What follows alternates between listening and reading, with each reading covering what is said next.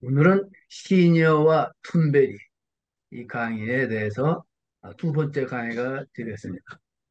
잘 아시겠지만은 이 툰베리의 The Climate Move이라는 거는 아마 곧 고전이 되지 않을까 이런 생각이 드네요. 왜냐하면은 19살 때 이 책을 썼어요. 19살짜리가 어떻게 이렇게 위대한 사상가들과 거의 같은 반열에 들을 정도로 중요한 사상을 쉽게 설명을 할 수 있느냐. 그거에 대해서 제가 참 놀랐어요. 에, 그 툰베리의 책을 보면서 내가 이런 생각을 했어요. 불치하문 이런 말이 있잖아요. 논어에 미니호학 불치하문이라는 말이 있습니다. 총명하지만은 배우기를 좋아하고 아랫사람에게 묻는 것을 부끄러워하지 않는다.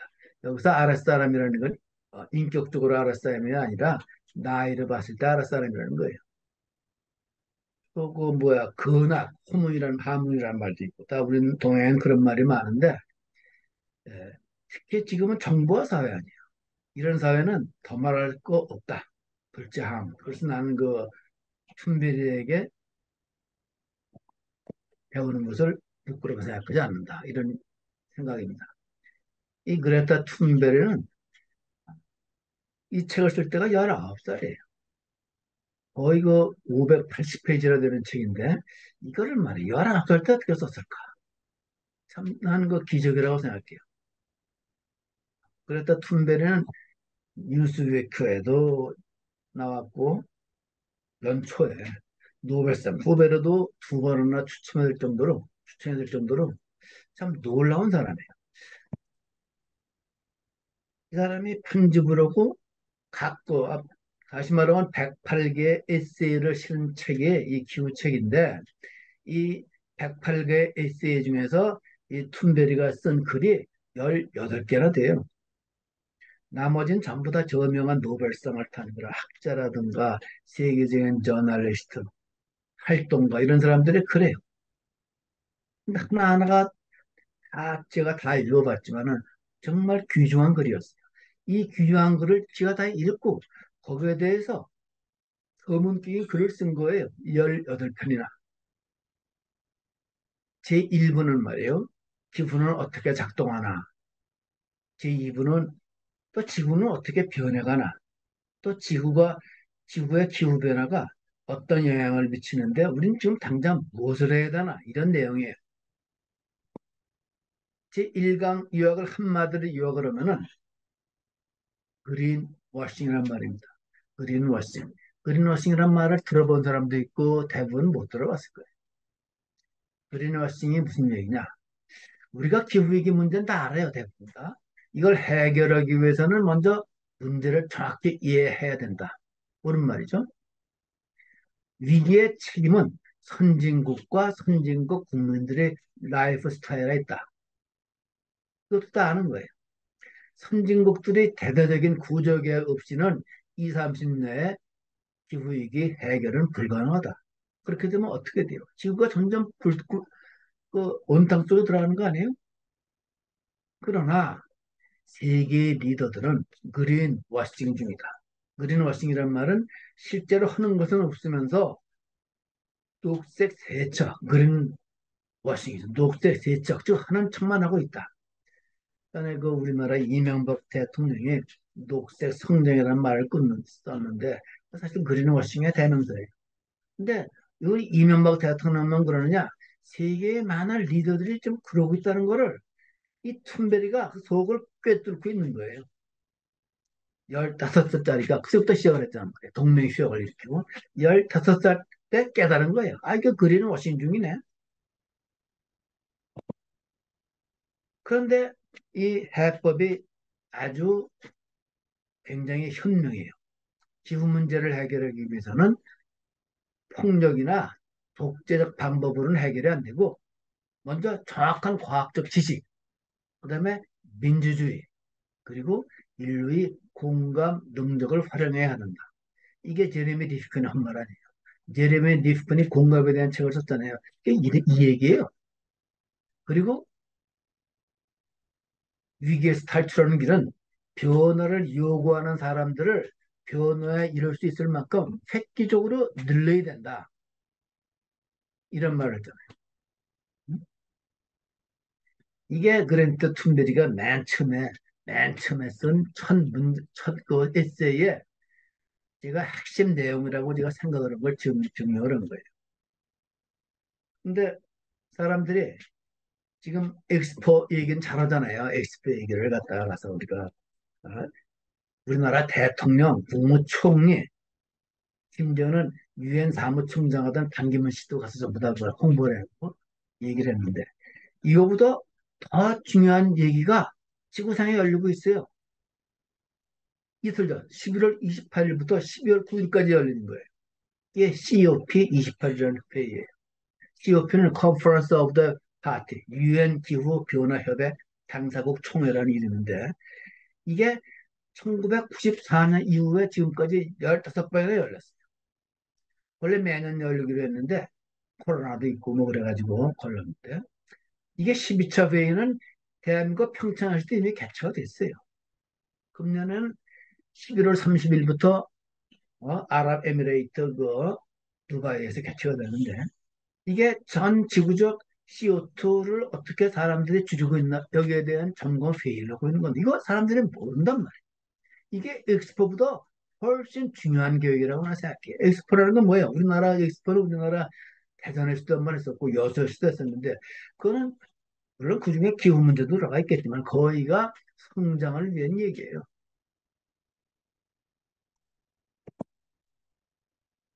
지금 며칠 전에 아르헨티나에서 구우파 대통령이 신문에 보니까 됐더라. 하비에르 밀레이라는 사람인데 그것 때문에 남미 전체가 좀 술렁이고 있는데 이 사람이 한 말이 있어요. 환경운동은 습기.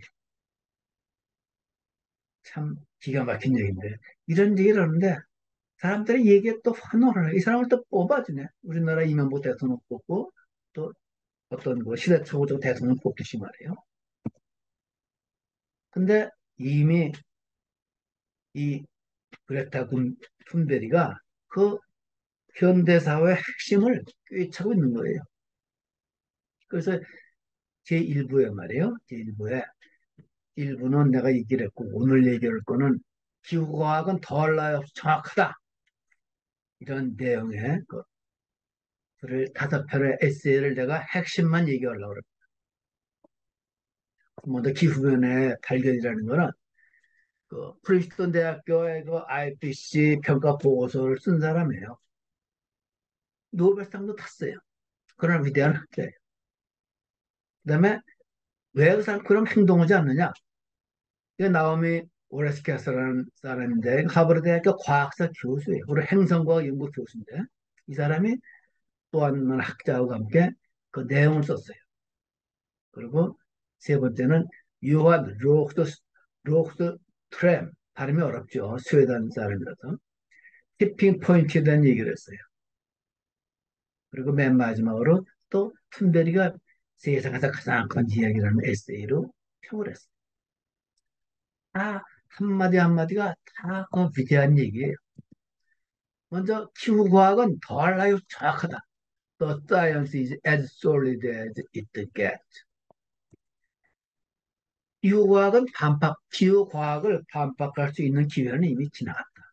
맨 끝에. 기후과학은 덜레 없이 정확하다. 이미 20년 전에 엘 고어가 외친 거예요. 미국 대통령 그만두고 어?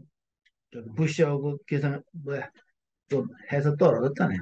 그거 대통령부터 더 중요한 게 있다 자기는. 그래가지고 자기가 올인을 한 거예요. 그래서 최근에 이 양반이 또그 노벨상 최근에 이제 탔죠. 우리나라에도 왔다 갔죠. 이 사람 얘기하고 똑같아요. 기후과학은 이미 수백 명의 학자가 한두 명의 학자가 아니라 고생물학, 무슨 뭐 인류학, 무슨 뭐 기후학 모든 과학자를 다 모여가지고 결론을 낸 거예요. 이미. 근데 문제가 있던 거예요. 본능과 현실의 괴리가 문제라는 거예요. 왜냐하면 우리 본능은 이미 수렵 체제 시대에 이거 본능을 그대로 갖고 있는데 이미 우리는 너무나 넷플릭스가 나오고 대형 슈퍼마켓이 생기고 마케팅의 노예가 된 이미 시대에 살고 있잖아요. 또 우리가 우리의 본능하고 이 현실 문제가 괴리가 돼가지고 이 욕심 때문에 문제의 본질을 못 본다는 얘기인데 옳은 얘기 아니에요. 그래서 기후변화의 발견이라는 글을 이 마이클 오펜하이머가 쓰고 또 이 오펜하이머한테 툰베리가 글을 요청을 해서 실린 거예요. 이 사람 중에 간단해요. 처음에 기후변화는 별로 문제를 여기지 않고 한둔한 그 과학적 호심의 대상이었는데 이때 툰베리의 고향인 스웨덴의 화학자 스반테 아레니우스라는 학자가 이미 1896년에 문제를 제기했어요. 그러다가 제대로 문제가 제기 시작한 거는 1950년대 몇몇 과학자가 온난화가 치명적 결과를 가져올 수 있다. 그래서 이때부터 이미 연구가 시작된 거예요, 사실. 오래됐죠. 10년 된 거예요. 그래서 이 오펜하워 얘기는 반박의 여지가 없는 이해, 빨간 지가 줄친 거. 특히 젊은 세대의 놀라운 결단력과 강력한 행동이 있으니까 나는 희망이 있다고 믿는다. 물론 쉬운 경주는 아니지만은 패배가 몰고 온 위험이 너무나 명백하게 이미 알려져 있다. 그런 위험이 기다리고 있는지는 우리 꿈에도 몰랐다는 발뺌은 이미 더 이상 통하지 않는다. 이런 얘기를 썼어요. 그 다음에 이 나오미 오레스케스라는 사람도 유명한 사람이에요. 이 사람이 그 여러 가지 책을 썼는데 우리나라에도 번역이 많이 됐어요. 이 사람의 질문은 이거예요. 많은 유명 인사들, 특히 모레삼타 소수의 학자들, 또 트럼프 같은 극우 정치인, 대부분의 경제인들, 이 사람들은 왜 지구 온난화를 세계라고 떠드는 것일까? 물론 거기 뭐죠? 이 스마트폰을 만든 이 사람이 아니라 그 누구야? 마이크로소프트 만든 그런 사람들은 걱정을 하죠. 여기 투자도 많이 하고. 근데 대부분이 그렇단 말이에요. 근데 이유가 뭐냐? 그래서 거기에 대한 질문에 해답하고서 몇 권의 책을 썼어요. 우리나라에 번역된 책은 다가올 역사, 서양 문명의 몰락이라는 책이 우리나라에도 번역이 돼가지고 많은 사람들이 네? 거기에 소위 감명을 받은 책인데 이런 책도 썼고 이 책의 내용은 또 기업의 용병들, 시장의 자유를 위해 과학을 공격하다 이런 책도 우리나라에 서서 번역이 돼가지고 많은 환경학자들이 또 활동가들이 써서 베스트셀러가 됐는데 이게 대중에까지 알려지지는 않는 거예요. 대중에까지 알려진 건 누구 때문이냐? 슨베리 때문에. 슨베리가 가장 순수한 마음으로 15살부터 학교도 안 나가고 동맹 파업을 일으키고 나온 거 아니에요. 이, 이 학자들의 얘기는 이거예요. 거짓 과학을 퍼뜨리는 조직적 캠페인에 관해서 치밀하게 분석을 한 거예요, 이 책에. 그리고 다양한 과학적 증거를 부정하는 자들이 주요한 정책 결정을 어떻게 왜곡하였는지 밝혀냈다. 우리나라에 그 담배가 해롭다는 걸 인상공사가 또 많은 과학적 담배 회사들이 말이에요. 로비 때문에 담배가 해롭다는 얘기를 갖다가 발표 못하게 했잖아요. 근데 시민과학자들이 얘기를 해서 말이에요. 이 우리나라에도 담배가 해롭다는 얘기를 하고 광고까지 하는다. 이런 얘기들에 대한 스토리를 쓴 거예요. 그래서 오늘날 지구 온난화 논쟁에서 쓰이는 수법이 과거 담배 논쟁과 똑같다는 거예요. 로비 때문에, 기업의 로비 때문에 그렇다는 거예요. 그래서 핵심적인 얘기는 우리 거기 뭐죠? 거기 IPC 전 회장을 한 우리나라 김성애 박사 똑같은 얘기를 했는데 이, 이 소위 지구 위기가 위험하다는 이 결론을 받아들이지 못하는 가장 핵심적인 이유는 기후 위기가 성장의 약속에 균열을 내기 때문이다. 이렇게 결론을 냈어요. 그러니까 우리가 내가 20년 전에 이미 사실 농협부 간부들에게 강의를 했어요. 기후 위기를. 근데 사람들이 나를 막 욕을 해. 지금 내가 농업이면 좀 내 생각을 들을 줄 알았는데 말이에요. 무슨 얘기를 하냐 이런 얘기.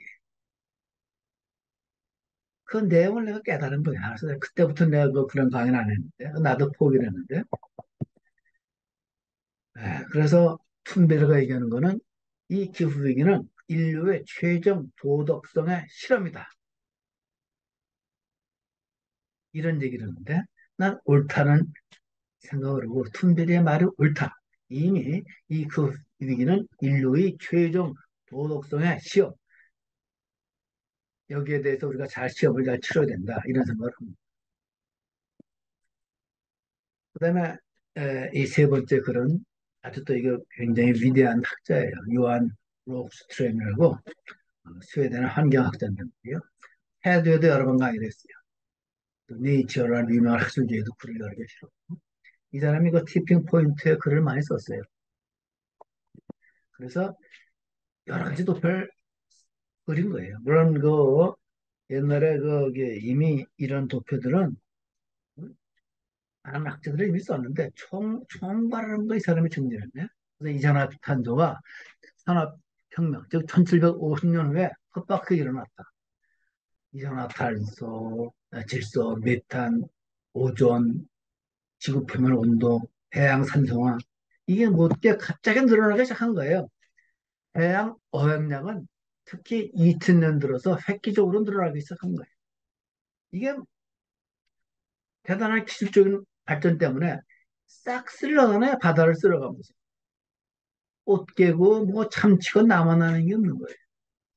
이게 위험한 건 새우인데 이 소위 산호초가 있는 바다에 새우를 양식을 하다 보니까 산호초가 사라지고 있는 거예요. 산호초가 생물 다양성의 보고란 말이에요. 갑자기 늘어나가는 거예요. 연안지대 질소, 열대우림, 손실, 뭐 인간이 개발한 농약에 오염된 토지 이런 게 전부 다 기하 급수적이 아니라 우리가 이걸 뭐라고 이게 기하 급수가 아니거든. 갑자기 늘어나는 거예요. 이런 거. 또 사회 경제적으로도 인구도 갑자기 일어나. 실질적인 GDP도 늘어나. 도시 인구도 늘어나. 에너지 사용도 갑자기 늘어나. 소비도 갑자기 늘어나는 거예요. 내가 옛날 그 포스코 시대 얘기를 많이 여러 번 했는데 포스코 처음에 가니까 자전거를 전부 통근으로 하거든. 내가 회사 그만둘 때 보니까 전부 차를 타고 다닌다. 그 사람. 그럼 나도 똑같은 똑같은 사람이죠. 똑같이 그렇게 기여한 사람입니다. 사실. 그래서 댐도 늘어나고 물 생산 뭐다 갑자기 늘어나는 거예요. 해외여행도 이게 2000년 들었다 갑자기 늘어나기 시작한 거예요. 그래서 티핑 포인트라는 말을 지금 다 알죠. 티핑 포인트는 이 사람은 그레이트 엑셀러레이션이라는 말을 썼는데 위대한 가속. 갑자기 모든 위기가 올라갔다. 어? 그래서 소위 불안정 징후를 보이는 급변적인 요소가 모든 데 연관된 거예요. 북방님이 화재가 일어나서 없어지고 그린란드라든가 남극의 이 영구 동토층이 높고 이 모든 게 전부 다 동시에 일어나서 동시에 갑자기 일어나기 때문에 도대체 이걸 어떻게 할 수 있다 이거예요. 좀 티핑 포인트에 이미 들어가고 있다. 이런 얘기를 하는 거예요. 그것도 엄밀한 과학자들이 그 세계 수많은 학자들이 얘기를 하고 있는 거예요. 여기에 대한 대책을 지금 COP 회의에 되는 걸 하려고 그러는데 익스퍼는 알려져 있는데 COP에 대한 관심은 아무도 없어요. 티핑 포인트라는 얘기는 다 알고 있잖아요. 부동산, 증권만 티핑 포인트가 있는 거 아니에요. 이게 이거 기후 문제도 똑같다. 이런 얘기를 하고 있는 겁니다. 그래서 소위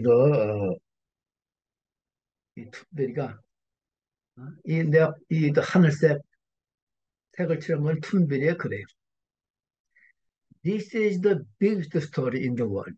세상에서 가장 큰 이야기다. 그런데 이 이야기는 이 책에 실린 모든 이야기들은 biggest story이긴 한데 모두가 마음이 불편해지는 내용이다. 그런 내용으로 우리 책 제1장 제1부터 파트 1은 끝을 맺습니다. 제가 또 제 생각을 얘기하지 않을 수 없잖아요. 그래서 마무리로 내가 그레타 툰버리에 대한 프래그먼트, 단상을 제가 정리를 했습니다. 툰베리는 여러 가지 저희 그 걱정을 많이 해요. 너무 절망에 가득 찼어. 그런데 내가 보기에 70대 중반의 노인이 생각하기에 멸종과 기후위기가 주는 은혜도 있다는 거나 생각합니다. 지구상에 이 멸종과 기후위기 때문에 많은 생명이 급작에 사라지고 기후위기 때문에 사람들의 걱정을 하잖아요. 근데 이게 해롭지만은 않다. 지구상의 모든 인간, 모든 생명에 대한 연민과 사람에 대한 감각이 그런 사조가 일어나기 시작한 거예요. 또 인간 중심주의에 대한 반성이 일어나고 자연에 대한 깊은 이해가 생기고 결과적으로 인류 전체가 짧은 시간 내 위대한 깨달음에 도달하게 만드는 그런 은혜도 있으니까 또 이렇게 깨달으면서 또 사람은 또 행복해지기도 해요. 이런 은혜가 있다고 생각을 하기 때문에 너무 나쁜 점만 있는 게 아니다. 이런 얘기를 저는 하고 싶고 숭배에 대해서 내가 자신 있게 얘기합니다. 숭배는 자기 뿌리인 소금 문명에 대해서 말이에요. 가차없이 비판할 수 있는 이 시대의 글로벌 시민이다. 트럼프에 대해서도 가차없이 욕을 하고 심지어는 독일의 그 유명한 그 여성 총리 있잖아요. 그 총리에 대해서도 부족하다 이거야. 당신은 위대한 그 정치가이긴 하지만은 응? 그거 갖고 안 된다. 영국의 지도자 다 욕을 해. 당당하게 욕을 해. 그러니까 나는